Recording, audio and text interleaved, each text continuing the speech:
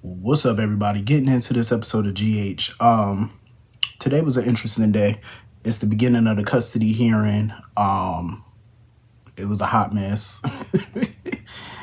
Oh God, it was a hot mess to start in a good way. It looked like it's gonna, get very interesting up in that courtroom. The battle lines have definitely been, been drawn. Um, but you know what? I don't blame Emma. Emma is pissed about not getting that research assistant position. You know what I'm saying? And I understand that Trina is Jocelyn's bestie or whatever, but she needs to stop being super naive when it comes to Jocelyn. Like, she's sitting there talking about, oh, Jocelyn earned it. Like, you really don't know your friend like you think you do. Like, Emma was shooting daggers at Jocelyn. Like, the way Emma was looking at her, she could have got up and beat that girl ass. That's how pissed she was. Why am I not surprised that Sidwell is getting involved with Professor Dalton's little research project or whatever? Of course, he funding it, the first batch of research. I'm not surprised. Like, Sidwell is trying to get his hands into every cookie jar in that town. Like, he don't give a damn. That man is investing in a lot of things. And it's quite clear he's trying to get a foothold in that town. As far as Professor Dalton's little research project or whatever he got going on, if Sidwell invested in it, I'm sure it's something shady. It can't be all in the up and up. It got to be something dirty. Professor Dalton is a pervert. That man is a perv. Like, did y'all see the way he was looking at Emma when she was getting in the pool? I was like, yeah, somebody need to call Patrick. He needs to hop on a plane and come beat this old man ass. Like, first of all, a 50-something-year-old man staring at a 20-year-old girl. I don't care if she is a young adult and she legal. Absolutely not. That's a perv. No, you are 50-something years old, sir. Stop looking at that girl. Because she was looking a bit like the way she looked back at him, to me, looked like she was a bit uncomfortable with the way he was looking at her. I was like, yeah. I want to know their backstory, like in California, because I know, Emma told the story a bit, but I feel like there's more to it than what Emma said. You know what I'm saying? Because naturally, I don't think she would tell her grandmother the full scope of what happened in California with her and Professor Dalton. I don't think she would tell the whole truth. Like, I feel like she is definitely leaving some information out, especially with the way he was looking at her. Yeah, Jocelyn needs to be on her P's and Q's with him because he seems like a little pervert. He needs to be taken down. He needed a trip to the woodshed. Like, I'm just saying. And since Patrick ain't in town, somebody need to call Robert or somebody need to call Jason. Call somebody and beat this man ass. Because I ain't like the way he was looking at her. That man was straight ogling that girl. And I wasn't feeling it. So anyway, moving on from that. Dante, in my opinion, he has nothing to apologize to Sonny about as far as like how he treated him when he first found out Sonny was his father. It was extenuating circumstances during that time, so I can't say I blame Dante for being pissed at Sonny back then. You know, before he knew Sonny was his father, all he saw was a criminal who hurt people. And he even killed a guy that Dante saw as a father figure or whatever. So Dante had every reason to dislike Sonny at that time. I just love that 15 years later, we see where their relationship has, how far their relationship has come in 15 years. And it's come a long way. But Dante ain't got nothing to apologize for. He needs to make things right with Gio at some point. Because that boy is in a lot of pain and he just feels like he's not wanted. And people don't care about him genuinely. Because I don't blame him for feeling how he feel. He has a right to feel that way. He's still upset. He's still angry. So it's like, even if BLQ, Lois, and Gloria explain things to him, he's not in a mind frame to process what they're saying, to understand it. You know what I'm saying? Everything they're saying to him, it's like he's taking it negatively. Like, you didn't fight for me. You didn't want me. You don't care about me. My own adoptive mother didn't care. Like, that's how he felt. Like, he just feels lied to and betrayed. And that's all he sees right now. So anything they all say to him, he's not going to understand it in this moment. All he sees is red. you know. And I get it, and I get where he coming from as far as BLQ, because he felt like BLQ could have made that work if she really wanted him. And I get that he feels that way, but he can't see the truth about it because he's not a teenage parent. And I used to think that too. I used to have that mindset too. Like, if you come from money, even if you got knocked up as a teenager and you come from money, it's still not easy to raise a child. A teenager raising a child, that's a child raising another child. You know what I'm saying? You're both kids. Like, BLQ was not in the mindset to be a mother. You know what I'm saying? Like, she was not in that mindset, even if she did come from money. It takes more than that to raise a child, and she wasn't mentally prepared for all of that at all. And I think one day Gio will calm down and he'll understand it. But for right now, he's not in a mind frame to get it, to fully comprehend what was going on. BLQ was funny as hell. When she kicked Lois and Gloria out, they was like, "Oh, we'll get our thing." She said, we'll mail it to you." BLQ was so cold with them, she was not playing. And I get why she's upset. I kind of get it, because she just feels like, when Camilla died, they could have said something to her then about her, son, about Gio being her son, and, she kind of could have helped him or whatever. I get where she coming from with that, but I could kind of see their point of view on it too. It's like the lie went on for so long. But I do feel like they all should have told Gio,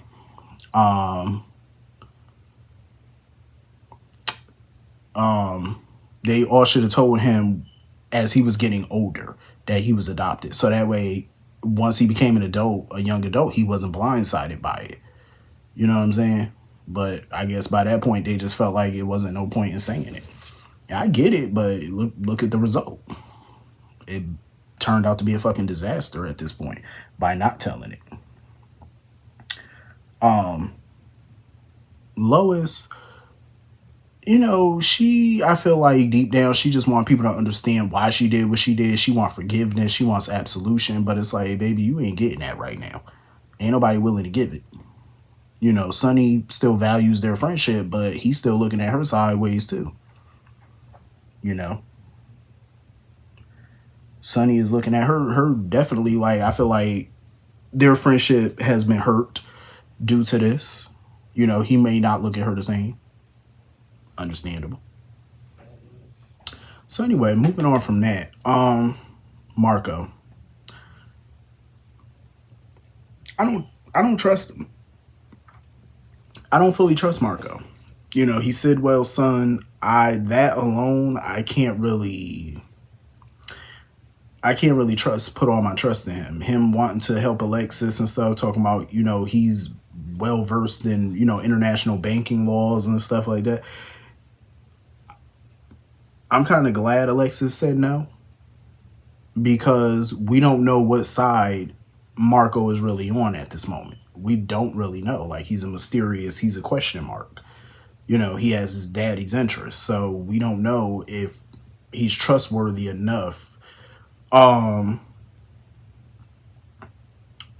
confide that kind of information in. You know what I'm saying? Like, to be telling him, "Oh, I'm making this investment," or because if he finds out that Alexis is scheming off that money and basically, doing fraudulent transactions, who's to say that he's trustworthy enough not to, like, he's not going to go run into his father with that information and they use that against Alexis? Who's to say? I wouldn't trust him with that yet. I would keep him at arm's length. So this trial is getting started. I am so glad Alexis got Christina the hell out of that courtroom, because Diane wanted to call her to the witness stand to testify that Willow, kept Michael's kids away from, the family and stuff like that, or wouldn't let him talk to Michael on the phone, stuff like that. I wouldn't have trusted Christina to be on that witness stand. So I'm glad Alexis got her the hell out of there and told her to start keeping her mouth shut. Because no. Once Rick would have cross-examined her, ain't no telling what that heifer would have said. And even Rick. That's why Rick got on that phone and called Alexis. It was like, "You need to come down here and get Christina." Because even he can't trust what she was saying at witness stand. Like, absolutely not.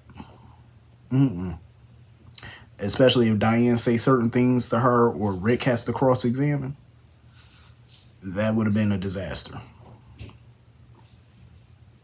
That would have been a clusterfuck, and it really would have. Like, ain't no telling. So I'm glad Alexis got her out of here, even though Diane was pissed. it is what it is. You know what I'm saying? Like, she's a loose cannon. Like, you can't trust that. Um, so this custody hearing is getting started. Everybody's starting to file in. I think it was a smart move on Diane's part not to have, Jason in the courtroom. I think that was smart because the last thing you need is for Rick to put him on the witness stand. So I think Sonny and Jason not being there is actually the best thing right now because no, absolutely not. Don't do it. Anyway, I don't trust Nina because I definitely feel like Nina told Rick about Sasha's baby. I got that feeling that she may have said something. I wouldn't trust her. And Christina asking Carly about, if Jason ever claimed the baby or whatever. The look on Michael's face and then, the look on Carly's face, I wouldn't be surprised if Carly knew that Michael was the father. I wouldn't be shocked if she somehow figured that shit out, because I don't think she believed that Jason is the father.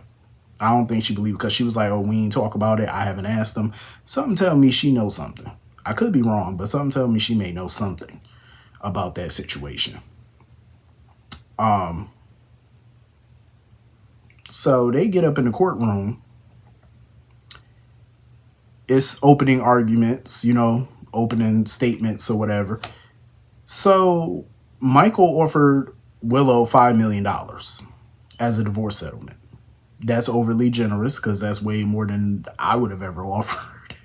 I wouldn't have offered her shit, honestly. I don't feel like she deserved it. But Rick trying to say, oh, well, his client turned it down because she can't be bought or whatever. She's a mother, a good mother. Oh, please. So they starting to get people on the witness stand and whatnot. Carly was on the witness stand, talking about the night Willow and Drew was doing what they was doing. Carly did her thing. I ain't gonna lie. Carly did what she had to do on that witness stand. She did her thing. Good for her. They got Jocelyn on the witness stand because since Christina was no longer a witness, Jocelyn had to be a witness. That was Michael's plan or whatever to put Jocelyn on the witness stand. And I'm glad that Carly was telepathically basically trying to tell her daughter, keep it cool, because you know how Rick is. Rick can try to get under people's skin.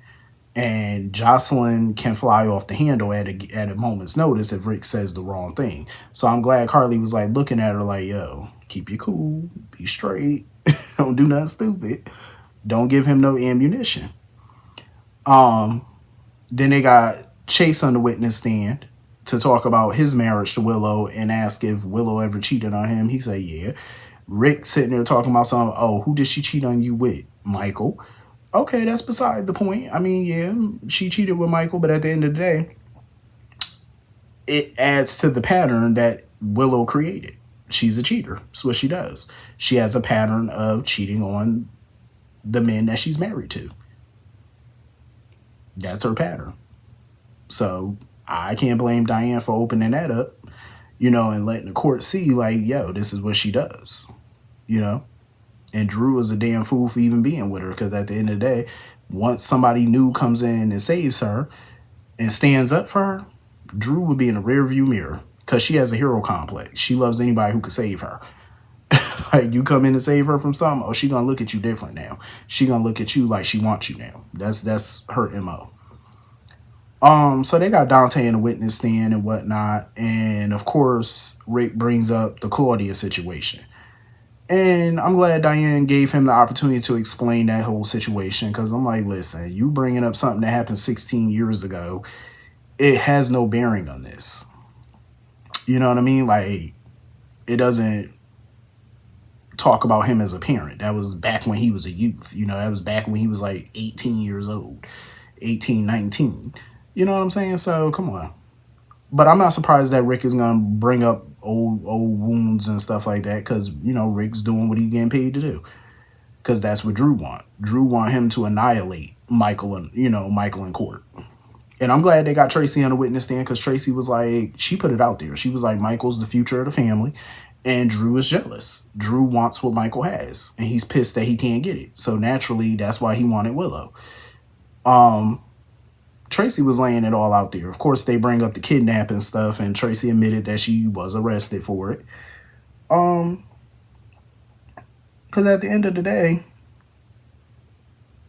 I'm like, who gives a damn? If Tracy was arrested for it, it was legal. It was a court order. They had a court order because even Rick was trying to ask Jocelyn about Carly taking the kids, and even Jocelyn said it was legal. They had a court order to take them kids, so they didn't do nothing that wasn't above board. And they, Carly even talked about Willow taking the kids to DC without Michael's permission. Like, it's not looking that good for Willow in court right about now. It ain't. I really hope Willow don't win. I really do. I hope they annihilate her ass. Because honestly, Michael, he don't even want to destroy her in court.